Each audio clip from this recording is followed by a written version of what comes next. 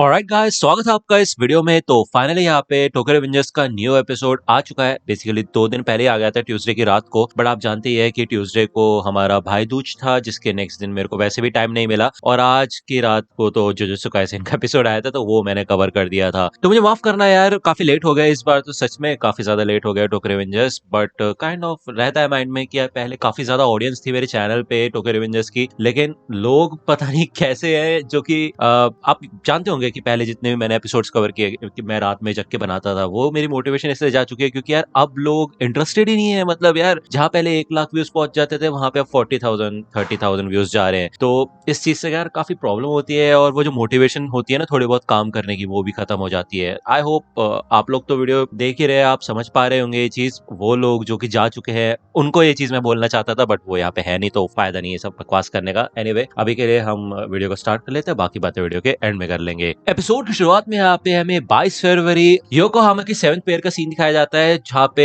Obviously यार टेंजुको और टोमान की लड़ाई होने वाली थी। अब 8 बजे इनको यहाँ पे मिलना था, और यहाँ पे तकरीबन 9:55 हो चुके होते हैं, रात के 9:55, 10 बजने वाले होते हैं ऑलमोस्ट। ठीक है, और ये वही सीन है जहाँ पे इजाना बोलता है कि आज रात हम इतिहास को बदलेंगे। और यहाँ पे इस समय टोक्यो के सबसे टॉप के जो गुंडे हैं वो मौजूद है। तो इन सबको उसने मारा था जब भी उसके चेहरे पे खून लगा हुआ था, जो कि हम सोच रहे थे उसके चेहरे पे खून कहाँ से आया है कि नहीं। इजाना ये कहता है कि तुम लोगों को बेस्ट कहा जाता है, मुझे तो यकीन ही नहीं हो रहा। काकुचो ये कहता है कि 10 बज चुके ऑलरेडी, तो टोमान नहीं आने वाला है, यहाँ पे हमें रुकने की कोई जरूरत नहीं है। ऑब्वियसली यार इन लोगों का प्लान था कि इन्होंने सारे के सारे लीडर्स की वाट लगा दी थी, किसी ना किसी तरह इन्होंने फंसाया है सारे लीडर्स को। ठीक है, और पूरी तरह से टोमान को इन्होंने खत्म करके रख दिया है। तो इजाना यहाँ पे अनाउंसमेंट करता है कि टेंजुको अब और भी ज्यादा आगे बढ़ेगी, और हम अब डायरेक्टली जो बड़ा अडल्ट वाला जो अंडरवर्ल्ड है उसको चैलेंज करेंगे। ठीक है, किसे फर्क पड़ता है कि वो याकुजा है या फिर कौन लोग है, वो हम उन सब लोगों को तबाह कर देंगे जो भी हमारे सामने आएंगे। ठीक है ना, और हम जापान के अंडरवर्ल्ड को कंट्रोल करेंगे अंधेरों में से। और वो मन में कहता है कि माइकी, तुम इन सब के बीच में रहोगे, इन सब से बच के कैसे जाओगे तुम। ये लोग यही बात करते हैं कि कैसे टोमान की गैंग कितनी वीक है, वो लोग माइकी के बिना कुछ कर भी नहीं सकते, और इसी वजह से वो यहाँ पे नहीं आने वाले। तभी किसकी इन सबको रोकता है, और वो ये कहता है कि वो बंदा जरूर आएगा यहाँ पे, हानागाकी टाकेमिची। तो वो यहाँ पे सबको शांत होने के लिए कहता है, और हमें यहाँ पे भाई बाइक्स की आवाज सुनाई देती है, जिसका मतलब यह है कि टोमान यहाँ पे आ रहा है। और उन्हें कोई फर्क नहीं पड़ता कि भाई की या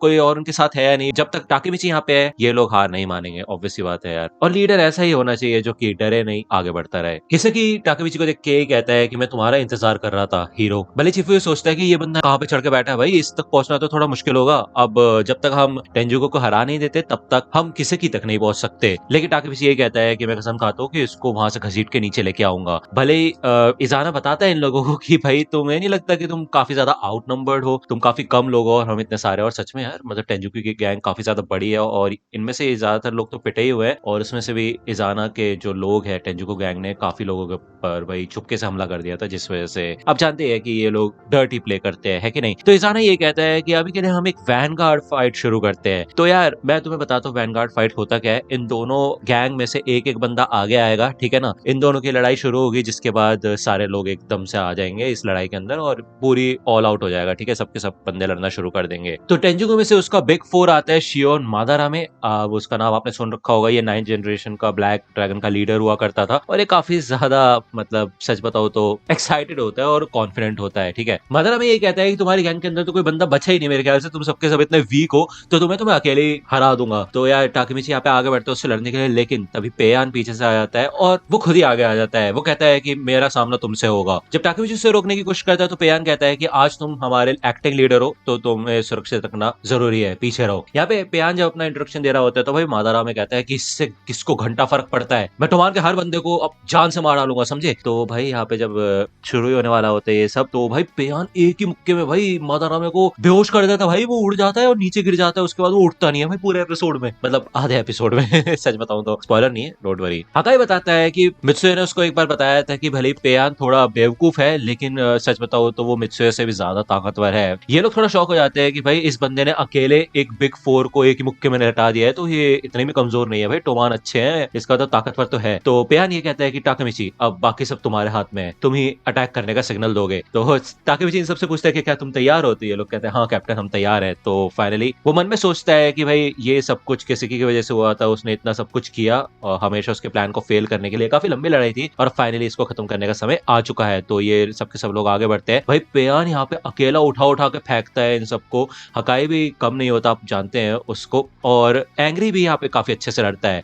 ठीक है, इन सबका मेन प्लान यही होता है कि ऑब्वियसली ये सबको तो हरा नहीं सकते, तो टाकेमिची शिफुयो दोनों के दोनों भाई डायरेक्टली एम करते हैं इजाना की ओर। ये सबके सब एक दूसरे से लड़ रहे होते हैं। दूसरी ओर हमें इजाना का सीन दिखाया जाता है और वो मादरा में से यही कहता है कि तुम कुछ ज्यादा कॉन्फिडेंट हो गए थे, इस वजह से तुम्हारी ये वाट लगी है। अब तो मुझे ऐसा लगता है कि ब्लैक ड्रैगन इसलिए हारा था क्योंकि तुम कमजोर थे, ऐसा नहीं है कि टोमान ज्यादा ताकतवर था। तुम्हारी इन्हीं हरकतों की वजह से ब्लैक ड्रैगन खत्म हुआ था, और अगर तुम ऐसे ही करते रहे तो टेंजू को भी कमजोर लगने लग जाएगा। तो ये बोल के यहाँ से वो निकल जाता है। और भाई पेयान यहाँ पे जब लड़ रहा होता है तो ये बंदे तो डरने लग जाते हैं, कहते भाई मैं इससे नहीं लड़ रहा, मैं तो किसी और से जाकर लड़ लूंगा, कैसा बीस्ट है ये। तभी पीछे से यहाँ पे इजाना आ जाता है और भाई इजाना आके एक लात में भाई पेयान को मार देता है, और इससे भाई पेयान फाइनली बेहोश हो जाता है। अब ऑब्वियसली बात है, जब पेयान ने मारना शुरू किया था इन लोगों को तो टोमान के अंदर काफी स्पिरिट आ गया था कि हाँ भाई ये मैच इसलिए किया जाता है जिससे कि जब दो बंदों की लड़ाई हो रही है, जिस टीम का भी बंदा जीतेगा तो उस टीम को काफी ज्यादा मोटिवेशन मिलेगी। यहाँ पे पेयान जीत गया था वैनगार्ड फाइट में, जिस वजह से टोमान को काफी मोटिवेशन मिली थी, लेकिन अब फाइनली पेयान को गिरा दिया गया नीचे, जिस वजह से इनका थोड़ा सा डाउन होगा अब कॉन्फिडेंस। ओके, टाकेमिची भी इजाना की इस पावर को देख के भाई शॉक हो जाता है कि एक ही लास्ट में कैसे उसने लटा दिया भाई। यहाँ पे हमें पहले का सीन दिखाया जाता है इजाना के बचपन का। वो यहाँ पे एक स्कूल टाइप में हुआ करता था और यहाँ पे वो काफी लोगों को भाई मार चुका होता है, जिनमें से कुछ लोग उठ के आते हैं और वो लोग कहते हैं कि हम आपको अपना लीडर बनाना चाहते हैं, आप ही हमारे लीडर बन सकते हैं इजाना। तो इजाना यही कहता है कि किसी ना किसी दिन हम एक साथ रहेंगे, अभी के लिए हमें और खतरनाक बनना होगा, जिस वजह से इस जनरेशन का नाम विशियस जनरेशन है। और इसमें ये जो 5 लोग हैं इनको इजाना यही कहता है कि अब तुम्हारी बारी है, जाओ उनकी वाट लगा दो। यहाँ पे ये सारे के सारे जो बिग 4 बिग 5 होते हैं लड़ने के लिए आ जाते हैं सबसे मेन टारगेट से, जैसे कि टाकेमिची हो गए, हकाई हो गया, एंग्री हो गए, इन सब से ही ये पंगे लेना शुरू कर देते हैं ऑब्वियसली। और साथ ही साथ यहाँ पे इनोई भी होता है। इनोई मूचो से यही कहता है कि मैं कोको को वापस लूंगा, तुमने हमें उससे छीना है। तो पीछे से कोको आता है और वो भाई इनोई के ऊपर ही हमला कर देता है, उसको समझ ही नहीं आता है यहाँ पे क्या हो रहा है। तो भाई कोको काफी ज्यादा चेंज हो चुका होता है। भाई दूसरी ओर हमें काकुचो का भी सीन दिखाया जाता है, जिसका सामना इधर टाकेमिची से हो रहा होता है। टाकेमिची उससे ये पूछता है कि क्या तुम्हें पता था कि एमा मरने वाली है? तो काकुचो कहता है हाँ। टाकेमिची ये कहता है कि मेरे को नहीं लगता कि तुम ये वॉर करना चाहते हो, क्योंकि तुमने मेरे को बताया था कि हमारे टोमान में एक धोखेबाज है, तो तुम मेरी मदद करना चाहती थी, क्यों, है ना? तो बेसिकली यहाँ पे टाकेमिची अभी भी काकुचो को अपना दोस्त मानता है, बट फिर भी वो यहाँ पे पीछे हटने के लिए तैयार नहीं है। वो ये कहता है कि वो टेंजुको को तबाह कर देगा, टेटा किसी से अपना बदला लेगा। काकुचो ये कहता है कि तुम कुछ भी नहीं कर सकते, तुम कोको को वापस नहीं ले सकते, क्योंकि उसने टेंजुको को खुद चुना है। इनुई यहाँ पे कोको को मनाने की कोशिश करता है, लेकिन कोको ये कहता है कि ये मेरी खुद की मर्जी है, टोमान से मैं बिल्कुल भी पैसे नहीं कमा सकता, इसी वजह से इनुई मेरे को ज्वाइन कर लो, मैंने ऑलरेडी तुम्हारे लिए एक पोजीशन बचा रखी है और तुम कुछ ही समय में ऑफिसर बन जाओगे और हम बहुत सारा पैसा कमाएंगे। देखो तुम्हें ये बात तो पता होनी चाहिए कि टोमान हार जाएगा, तो इसलिए आज के लिए सब कुछ मेरे हाथ में छोड़ दो और तुम्हें इस बात का कभी पछतावा नहीं होगा। तो इनुई कहता है कि अपने हाथ मेरे ऊपर से हटाओ, मैंने अपनी जिंदगी हानागाकी के हाथों में रख दी है और ब्लैक ड्रैगन की भी, तो मेरा कोई इरादा नहीं है टेंजुको को ज्वाइन करने का। तुम कब तक अकाने के बारे में सोचते रहोगे? जिसको सुन के यहाँ पे भाई कोको को काफी गुस्सा आता है और मेरे को नहीं पता है अकाने कौन है। और उसके बाद भाई वो इनुई का गला ही दबाने लग जाता है। वो ये कहता है कि तुम हो जो कि उसके पीछे पड़े हुए हो, समझे? और ब्लैक ड्रैगन को बनाना चाहते हो? क्या चाहते क्या हो तुम्ही ने ब्लैक ड्रैगन की वाट लगाई थी। तो इनुई कहता है कि हाँ मानता हूँ मैंने ही ब्लैक ड्रैगन की वाट लगाई, लेकिन तुम्हें भी ये मानना पड़ेगा कि मैं अकाने नहीं हूँ। तो वही अकाने है कौन यार? कोई कमेंट सेक्शन में बताना, लेकिन अगर स्पॉइलर मत देना, अगर कुछ बड़ा स्पॉइलर है तो ठीक है। इसको देख के ऐसा लगता है कि जब भी अकाने का नाम सामने आता है तो भाई कोको को काफी ज्यादा गुस्सा आता है। और अब ये तो आगे वाले एपिसोड्स में पता चलेगा कि क्या है क्या नहीं। नेक्स्ट एपिसोड आएगा ट्यूसडे को। अब तक के लिए भाई गुड बाय। अगर आपको वीडियो पसंद आए तो लाइक करना, सब्सक्राइब कर लो अगर चैनल पे नए हो तो, मेरी वीडियो पसंद आ रही हो तो। मिलता आपसे अगली वीडियो में, तब तक के लिए गुड बाय। तो दोस्तों आज की वीडियो के लिए सिर्फ इतना ही। आई होप कि आपको ये वीडियो पसंद आई होगी। अगर आपको ये वीडियो पसंद आई हो तो प्लीज लाइक कीजिए, अपने दोस्तों के साथ शेयर कीजिए और मेरे चैनल को सब्सक्राइब करना मत भूलेगा। और अगर आप मुझे कांटेक्ट करना चाहते हैं तो आप मुझे इंस्टाग्राम पे कांटेक्ट कर सकते हैं, मेरे पेज की लिंक आपको डिस्क्रिप्शन में मिल जाएगी। मिलता हूं आपसे अगले वीडियो में, तब तक के लिए गुड बाय।